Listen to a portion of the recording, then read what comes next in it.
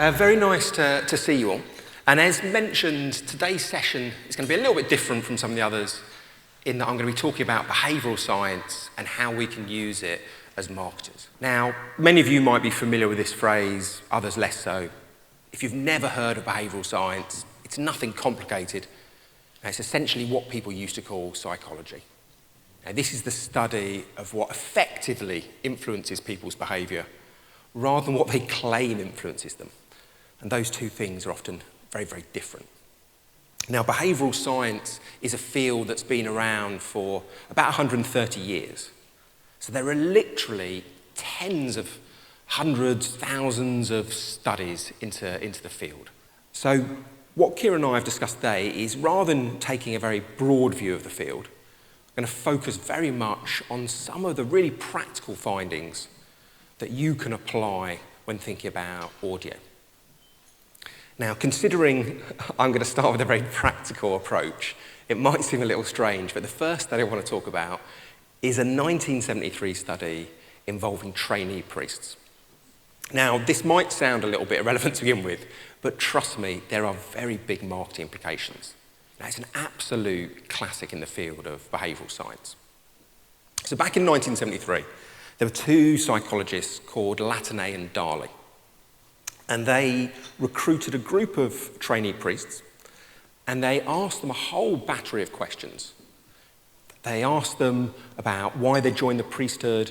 They were essentially trying to find out, had these people joined for altruistic reasons to help others, or were they really interested in their own salvation? Once they'd done the personality questions, they then invited the priests, one by one, into their office on the campus. So this is in Princeton. And then they set the priests a task. So they said to the priests, okay, we want you to go over to a nearby church and deliver a sermon. And once the priests had been briefed, that's when the real experiment started. So some priests were told, oh gosh, you're running a bit late, you've got to get to the church now, they're expecting you 5 minutes ago. So those priests were put in a rush. The other half of the trainee priests were told, you've got plenty of time, they're not expecting you for a while, but head down to the church and you can wait in the vestibule. Priests go off one by one, and they make their way to the nearby church. And then as they're walking through the Princeton cloisters, they see an elderly gentleman slumped against the wall in obvious distress. So he's got breathing difficulties. Now, in reality, they didn't know this, but in reality, that was a colleague of Latané and Darley. And this was the crux of the experiment. Who would stop and help who would stop and help that old man? Who would just walk on by? Now, the personality questions, whether people were altruists or whether they were interested in their own salvation, that gave no guidance at all. Now, people were as likely to stop and help regardless of their claims around altruism. So personality in this situation didn't affect stopping rates. But what did affect stopping rates was how much of a rush people were in. So if people were in a hurry, 10% of them stopped and helped. If people had plenty of time, that figure went up to 63%. So you've got this massive six-fold difference in stopping rates. Now, when you hear about the experiment, it sounds reasonably interesting. You know, there's an argument here about how people are much more receptive, much more open to external stimuli when they've got a bit of time. But that's a kind of slightly tangential issue. What's really interesting about this study is what the psychologists did next. They then went out, recruited a completely new group of people, and they told this new group of participants about the setup of the experiment, and they asked those participants to predict what would affect stopping rates. And what happens is that people's predictions are completely out of kilter with reality. What people think will influence stopping rate is personality. People think the altruists will stop and those just after their own salvation won't.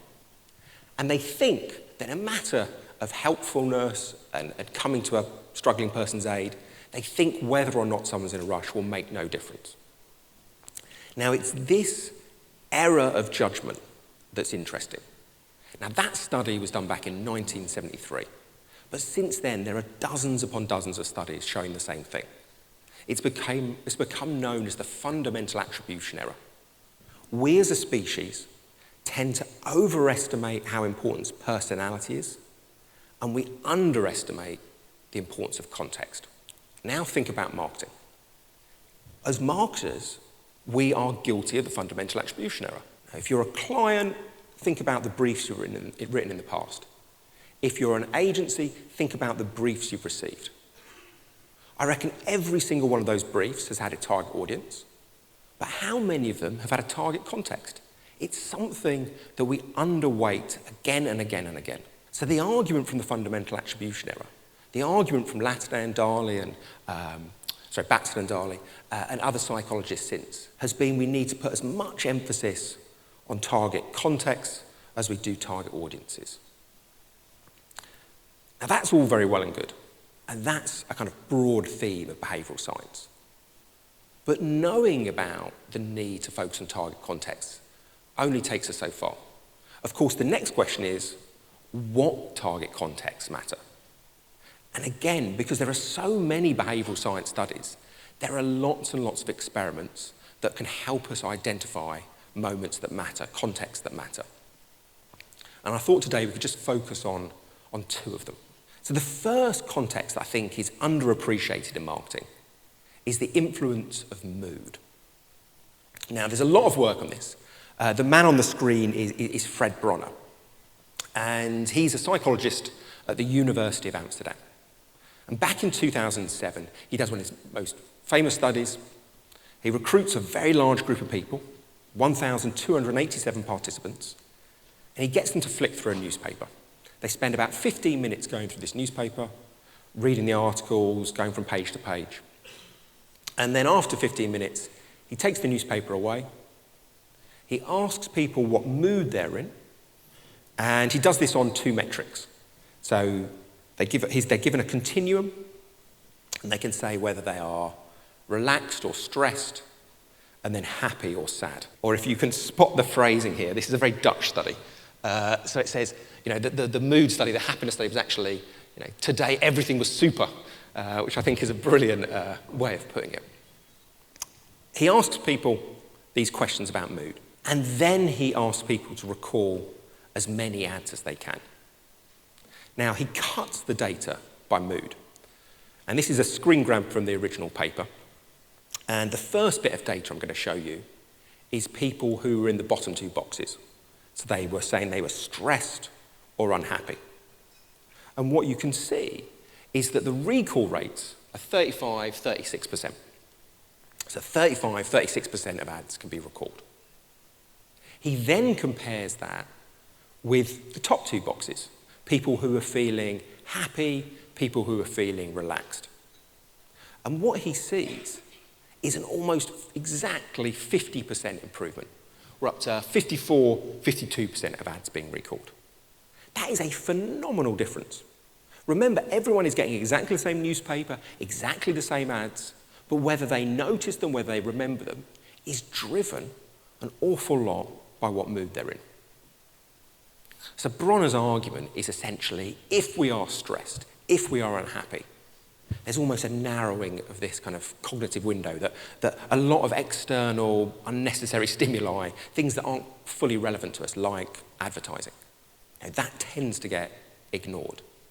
But if we're happy, if we're relaxed, we're far more receptive. So his first study was quite a powerful way of showing, if we're in a positive mood, much more likely to notice ads. Now, that's, I think, very useful.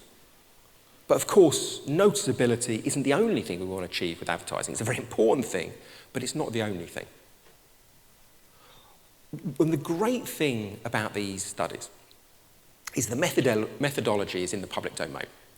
So if you find a study and it gives you some answers to challenges you have, what you can always do is take that methodology, rerun it with a little twist to answer some of your other challenges. And when I read about Bronner's study, I thought, I wonder if this applies to likability and trust. So I recruited an even bigger sample than Bronner, 2,025 people, and I showed them a series of car ads. And then later on, I asked them what mood they were in, and then whether they liked the ads, and whether they believed the claims. And what I saw was not only a vindication of Bronner's ideas, that positive mood boosts ad effectiveness, what I also saw was an even stronger effect. So when it came to likability, there was a 61% swing. People were 61% more likely to appreciate and like the ad if they were in a positive mood. And again, it's exactly the same stimulus. All that's changing is this context of mood. Now, there are further arguments from people like Norbert Schwartz, a brilliantly named psychologist. And he says the same thing happens with trust of messaging. Now, he says for most of our evolutionary history, if we're in a good mood, it signifies an absence of danger, and that mitigates against the need to think critically. So if you want to reach people when they are slightly less cynical, when they're slightly more trusting, if you reach them in a good mood, you're likely to do that. So we've got evidence for increased notability, increased believability, increased liking. And then the final study that I did in this area is around price sensitivity. So working with Dentsu, we recruited 821 people, and we showed them a series of ads. So a series of promotional ads. Everything was a product with a price. We then asked people what mood they were in, and then we asked them how good value they thought the deals were. And again, we saw a very clear pattern. People in a bad mood, 60% of them thought the promotions on average were a good deal. If they were in a good mood, that figure went up to 76%. Yet again, exactly the same product and price, but you get this 26% variance in how good a deal you think it is. Now, when people are weighing up the value of a product, what they probably should do is weigh up price versus expected benefits, expected utility. But that's a complicated question. And one of the themes from behavioural science is that when people are faced with complex questions, they tend to substitute them with simpler questions that give them an almost as good answer. And the simpler question is, how does that deal make me feel? What's my snap intuitive reaction? And what my work and Dentsu's work suggests is that some of that reaction to the product and the promotion is due to the content and what people are offering. But some of it, that 26% variance, is due to the mood people bring. If they bring a positive sense of mind to the offer, they're more likely to interpret it in a positive way. They're less likely to respond to it cynically. They'll focus on the upsides, the benefits they're going to get, not the opportunity cost of spending money. So price sensitivity, trust, likability, notability, all of these relate back to mood. Yet how many campaigns take this into account? How many campaigns actively try and reach people in a positive mood? And it's certainly something that we can do. You know, one of the strengths of audio is there are lots of reports showing that it tends to reach people in a relaxed mindset. Now, that is a moment that we should be capitalising on. Alternatively, there's work from the IPA, albeit a UK database, but they've shown that people using touchpoints data, one of their survey data, they've shown that people tend to be in a better mood in the evenings or at the weekends. There's day part targeting that can tap into this. Or of course, the alternative of reaching people at a positive mood is thinking about your content. You know, rather than literally try and convey a product benefit, the argument from Bronner and others would be, why don't you put people in a good mood? You know, why don't you try and amuse and use wit as a sales tool? That might sound like a statement of the obvious. And if we were having this meeting in 1973 at the same time as the pre-study, it would be a crazy thing to say. Everyone in the room would know that. But if you look at long-term tracking data from people like Kantar, 200,000 global ads they've looked at. Back in the late 90s, just over half of ads tried to amuse. Now we're down to about 35%. Now, advertisers are moving in the opposite direction to what the evidence suggests. You know, we're trying to browbeat people through our purpose or our rational messages rather than thinking, one of the best ways to get people to turn towards our message is make that message enjoyable. So that was the first context that I think is worthy of debate. But I thought for the second context, I might go for something a little bit more counterintuitive. And this work draws a lot on the work of a very famous psychologist, probably one of the 20th century's most famous psychologists, or most influential at least, Leon Festinger. And Festinger was probably most famous for his work on things like cognitive dissonance and confirmation bias. So confirmation bias is the idea that we don't interpret information neutrally. We interpret information through a lens of our feelings for the communicator. So if you're a brand, let's say you're Toyota, and a group of the public dislike you, what confirmation bias suggests is you can come up with the greatest arguments in the world, but people will interpret your arguments through this lens of cynicism. You tell them you're amazing, and the audience just comes up very quickly with counter-arguments to maintain their existing point of view.